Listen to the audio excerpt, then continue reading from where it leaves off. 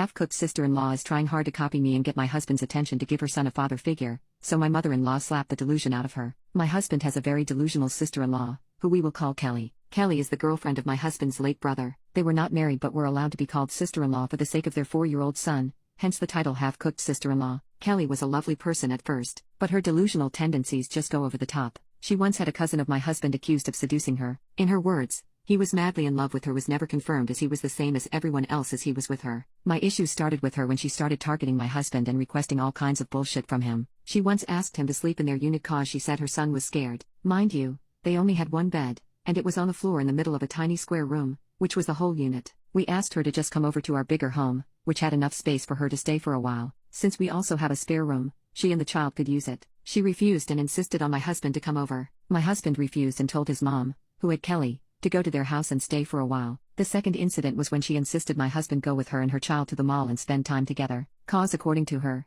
she needs help cause she's a helpless single mother with a fatherless child, and her child needs a father figure. My husband asked if I could go with them, but she made excuses why I couldn't go. My husband refused outright and said to bring the maid assigned to her kid. Cause my mother-in-law sponsored a maid for them after all the things she complained about. After all that, Kelly started to pick on things my husband liked. He likes that I wear skin-tight dresses and leggings cause they complement my bum. She started wearing the same clothes. My husband likes the particular food I make for him. She learns how to make the food and purposely makes too much so she can give some to him in front of me, with a poop-eating smile. And it did not stop there. She also tries to copy me as much as she can. Whenever I buy something new, she buys the same thing for 3 to 4 days. My husband and I like dogs, so I adopted a puppy. And what do you know? She has one a week after. She copies everything: clothes, makeup, jewelry, etc. It was getting a little creepy. One day, at a family gathering, she stated that my husband's nephew, her child, looked much like my husband and would pass off as his kid. And my husband looks nothing like his nephew. His nephew has his late father's face, as if it were copied and pasted.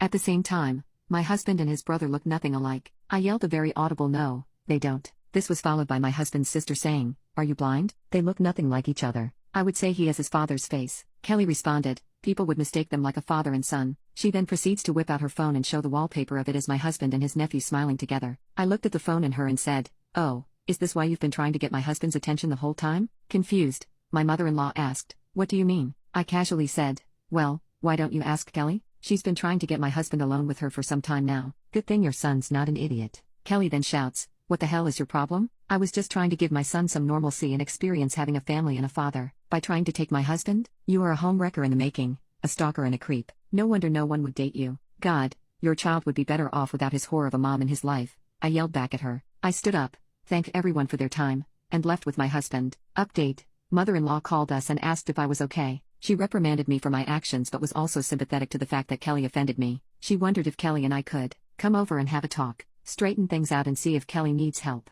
She explained how Kelly's actions may not be favorable, but her situation is something to feel pity for. Mother-in-law thought that losing her son, Kelly's husband's, and caring for a child alone was too much for her. This is why she asked if it would be okay if I talked to Kelly and explained to her why what she did wasn't okay. And if Kelly refuses to listen, mother-in-law said she must handle it herself. As for my husband, he understands if I'm not ready to face Kelly, but it would be the better option, and suggests that we would go LC with her for a while, not wholly cutting her off for the sake of the child. Her sister just commented, "Sister of Kelly here. I don't think Lexi is the a-hole here. My sister has been a nuisance to everyone. Do you think she did all that cause she's grieving? Hell no. She's been cheating on her boyfriend even before he died. She even wants to abort the kid cause she doesn't know who the father might be. But she lucked out cause the kid looked like her dead boyfriend. The bitch even went out of her way to steal my boyfriends. The last straw was my ex-fiancé, whom she fucked after the death of her boyfriend. None of my family members would talk to her. They cut her off completely. I, on the other hand, keep tabs on her. She's batshit crazy. Tell me when you'll meet your mother-in-law and that witch. I'll be going with you."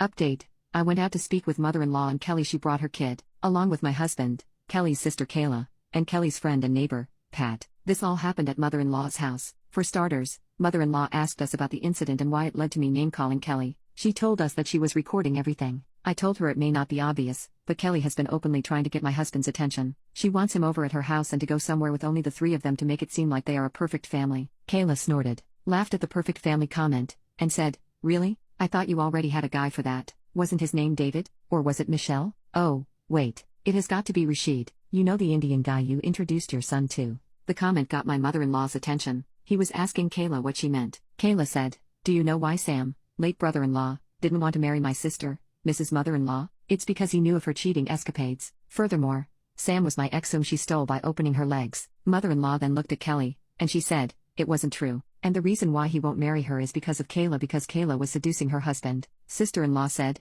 in which part are you his wife? You claim my brother is your husband, and yet you were the reason why he died. Brother-in-law died of a heart attack after a very heated argument between them, in which he threatened to take the child and forbid him from ever seeing the kid. In our country, if the child is below 7, he must stay with the mother unless the mother is no longer capable. Kayla shouted, he was only waiting for the child to age at least 7 to get him off your filthy abusive claws. In all the chaos, mother-in-law was just there, shocked at all the revelations happening before her. She thought she could redeem Kelly's character in the talk, but she has no redeeming qualities. So when Kayla said something about Kelly abusing her young son, she just couldn't hold it and slapped the poop out of Kelly, which made Kelly fall over. Kelly stood up with tears and anger and said, fine, you want that bastard of a child? You can have him. Swallow him up if you can. I don't need any extra baggage to be with me. And took off, leaving the child in my Mill's care. Mother-in-law almost had a heart attack after everything that happened. She was so mad that she had been the reason why this had been going on. She said, I encourage her to stay for the sake of the child. I should have filed for custody even before. We told her it wasn't her fault. She was just concerned about the child since he just lost his father. But after that,